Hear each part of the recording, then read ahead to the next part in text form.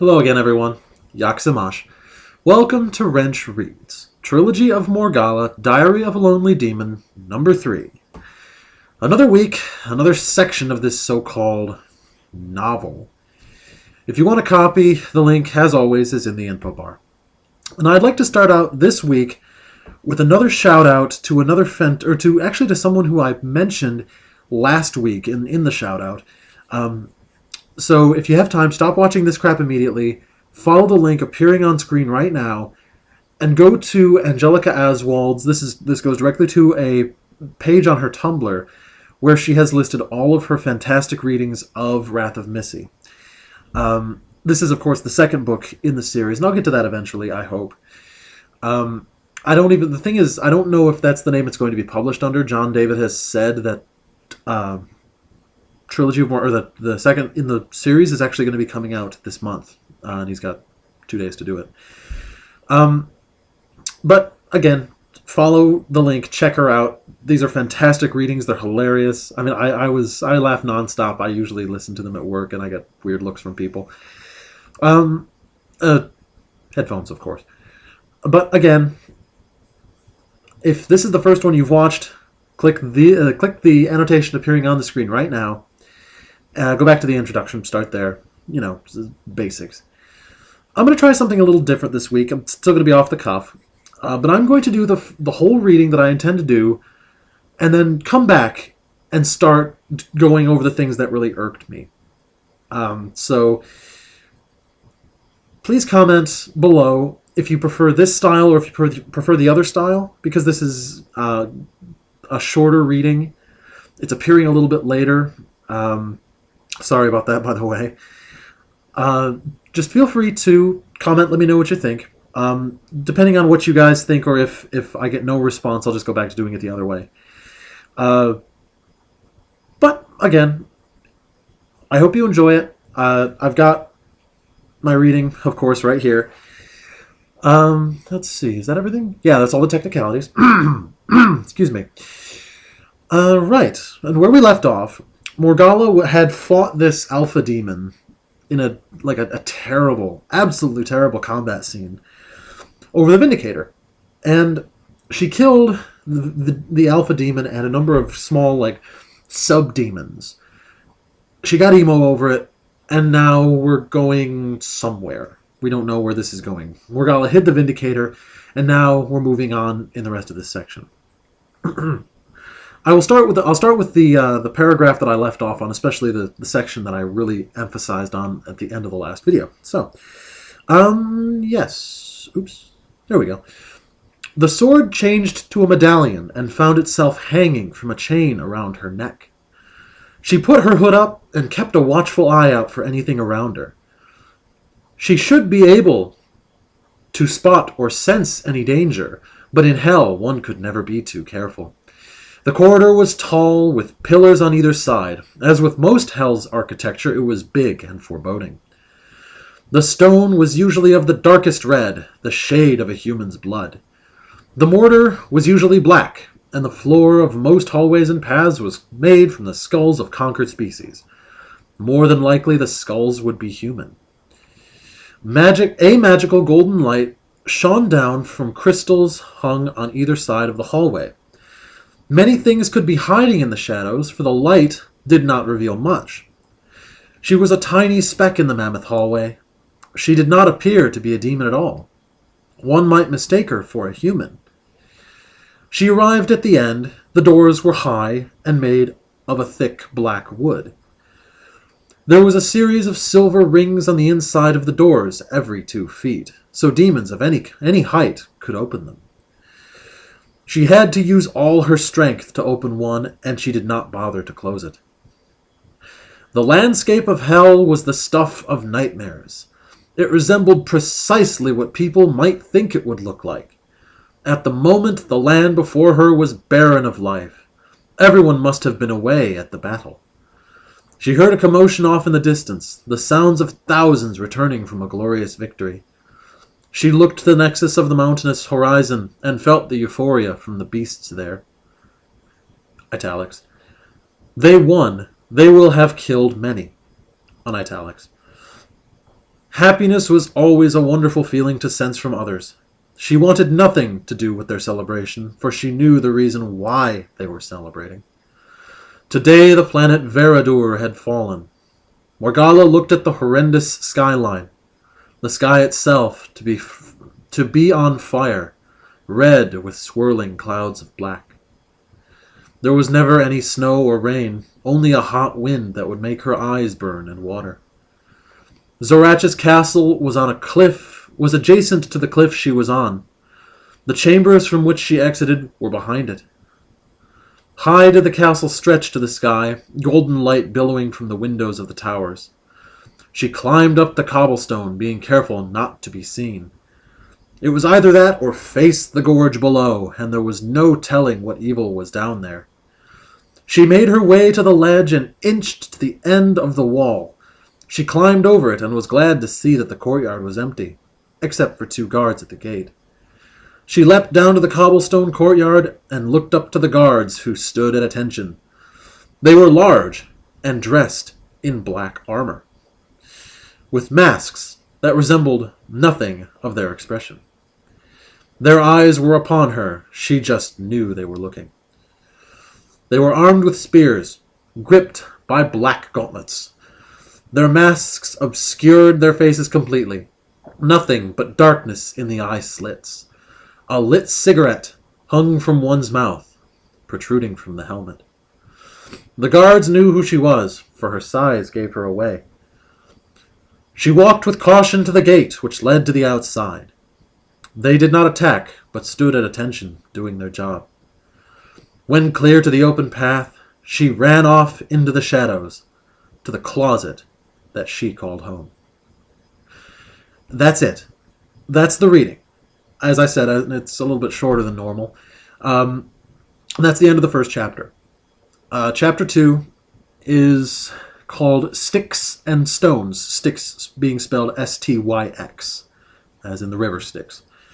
So that's, as I said, now we're going to go back. I'll do specific quotes from the book to points where I'm interested in talking about. There's one point that I really want to touch on, so I'm going to do that last. A couple of them are just incredibly nondescript. Let's see. The first part of that section. The stone was usually of the darkest red, the shade of a human's blood. I don't know if I'm being overcritical here, but when a human's blood is spilled, and this is, again, goes back to my interest in sword and shield combat in the Middle Ages, dried blood turns black. It congeals. It turns black. So I don't know if Jon was doing this kind of to be stylistic, where you have the color of a human's blood being, a dark red, essentially using that color. I think it is, and again, it's critical. And then the sentence following that: the mortar was usually black, and the floors of most hallways and paths was made from the skulls of conquered species. I'm going to actually put something in the description box, and I'll put a link up to it here. This is going to take you directly to Angelica Aswald's Ravenous Female page. To someone who has been talking with Jon lately and has been asking questions that were kind of leading, and it actually answered a question that I had when I started reading this book. It shows that humans are not merely earthbound. Fantastic SNES game, by the way. Sorry, vague reference. Humans are actually... There are hundreds or dozens or however many planets in the cosmos inhabited by sentient beings, and humans are on many of them. You'll see in the in the quote that Jon actually told this guy, it's like, think Stargate. Think Stargate, that there's dozens of planets all across the universe, and they're all inhabited by humans. I heard this, I found this out, and it just... Face, meet palm. Okay, and of course you don't get any other description as to what the non-human species look like. So, take that as you want. Take it as it goes, and we'll go on from there.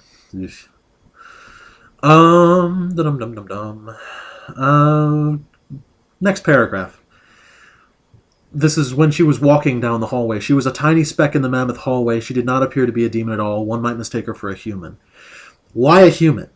Why wouldn't they mistake her for a servant, a diminutive demon? Something not human. Is it common to be mistaken for a human in hell? And that actually brings on another subject that I'll probably touch on next reading. Because there are humans in hell. Certain specific humans due to certain specific things. For instance, and I don't want to spoil anything, for instance, you can sell your soul to this demon overlord Zorach. And again, I'll go more into specifics next time. So, a couple sentences after that, she arrived at the end. The doors were high and made of thick black wood. There were a series of silver rings on the inside of the doors every 2 feet, so demons of any height could open them. 2 things.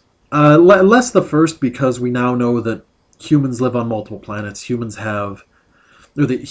of human interest exist on multiple planets. Human cultural mores, like what we're used to, a modern society.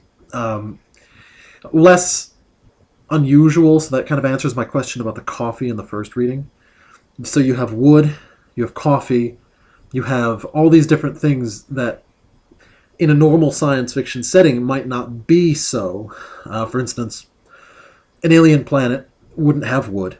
An alien planet wouldn't have coffee, or wood, like tree wood. But in this case, Jon is essentially just saying all of these different things that should be unique to Earth are not unique to Earth.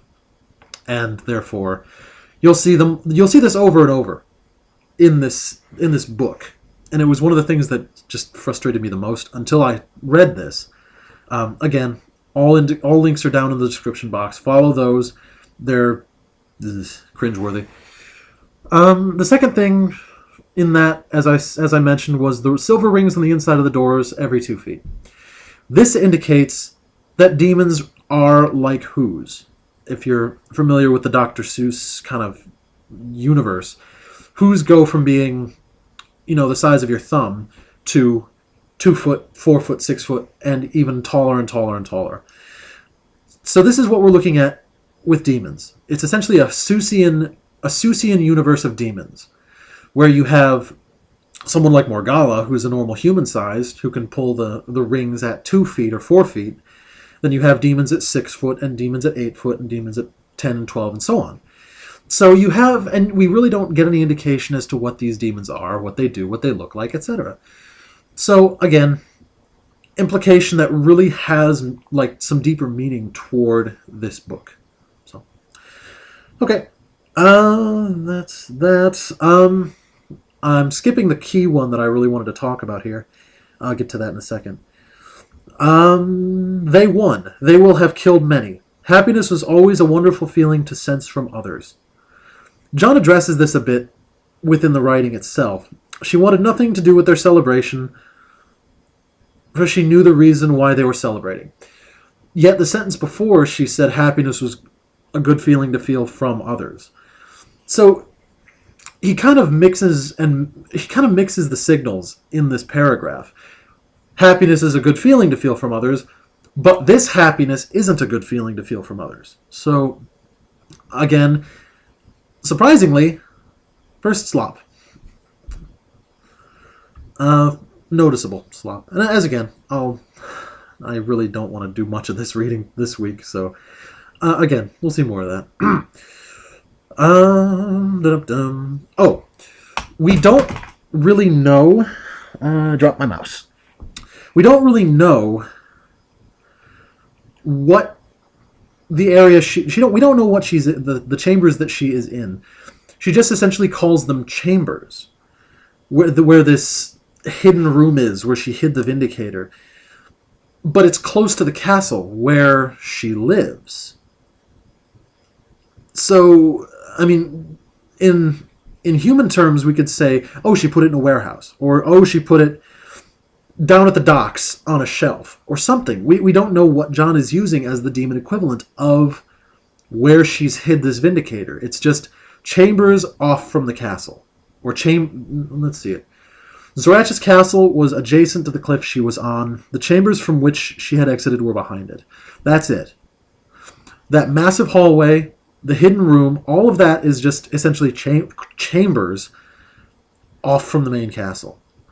However, if this is part of the main castle, there's an argument that could be made about, why there, why specifically there, and why close to the castle. But again, that's kind of bad.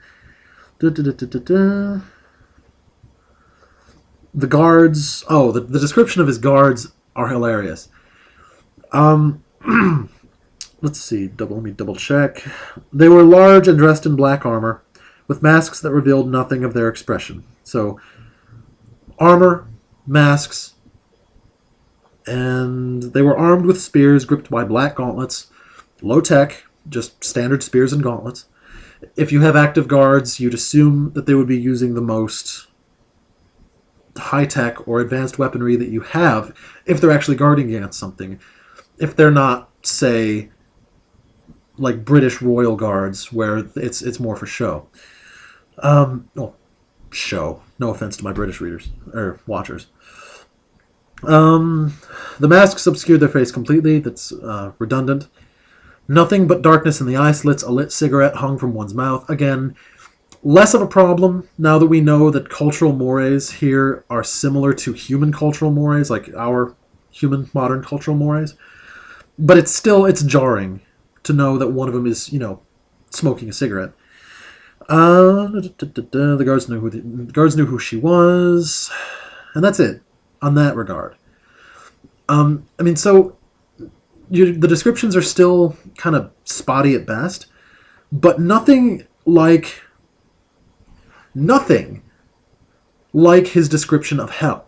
We actually get a view of what hell is in this section, and that's what I really wanted to spend the most time on. It's just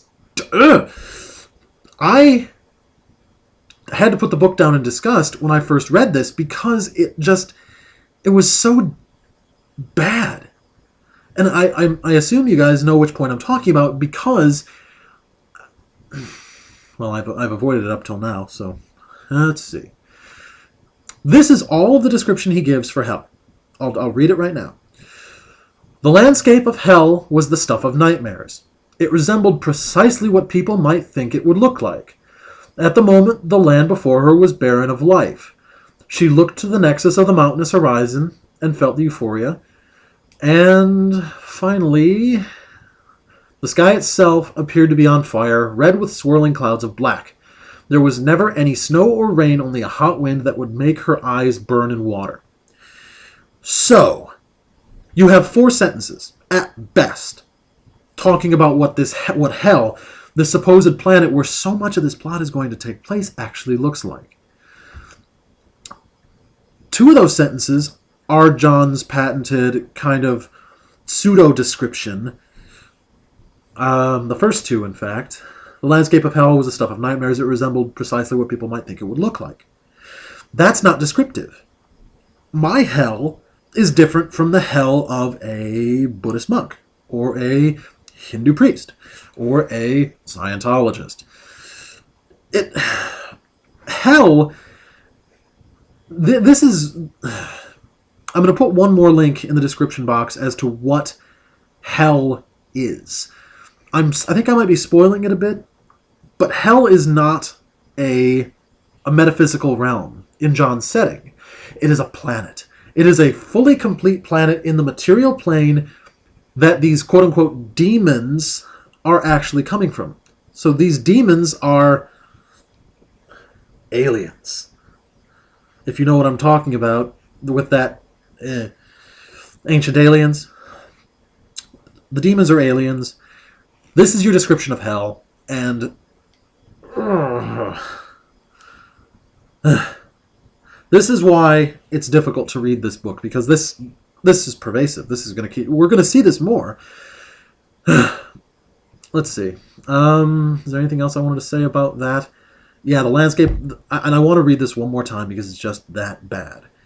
The landscape of hell was the stuff of nightmares. It resembled precisely what people might think it would look like. But maybe I'm being too overcritical. Let's look at the two descriptive sentences that actually contain substance. The land before her was barren of life. So that implies not just only no demons, but no trees, no shrubs, no grasslands, no nothing. Bare rock and gravel, essentially. And then you have a description of the skyline, which was a horrendous mountainous skyline, which that means nothing. A horrendous skyline says nothing about what the skyline actually looks like. Looks like. A mountainous skyline can be jagged, it can be rounded. This is just not necessarily common sense, but things like the Rocky Mountains are more of a jagged profile, where things like the Appalachians are more rounded, just the age of the rocks and the age of the mountains. And then you have the description of the sky, which, in my opinion, seems to have been torn directly out of Lord of the Rings, of Mordor, of the movies, specifically. The sky itself appeared to be on fire, red with swirling clouds of black. This makes me think of Mount Doom in the movies.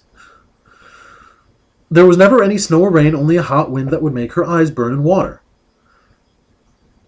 Now this, only the hot wind that would make her eyes burn in water. This makes me think of a very specific portion of the world. And in this case, it makes me think of the American Southwest. Beautiful country. Absolutely fantastic place for anyone who likes dry, hot weather. But in this case, hot wind that would make her eyes burn in water would occur there as well on a hot day. Get rid of the sky that's on fire, add the mountains, and you've got any town American Southwest. Jon's hell is the American Southwest. On a red night. Add a beautiful red skyline, add a setting sun, add some clouds, and you've got Jon's hell. I swear, Jon's going to drive me to drink at this rate. But I think that is more or less what I wanted to cover. That's the reading for this week. I really hope you guys enjoyed this. Again, if you like this new setup, leave a comment in the comment section below. If not, I'll go back to the regular reading style next week. But until then, na zdrowie, na zlorano, peace.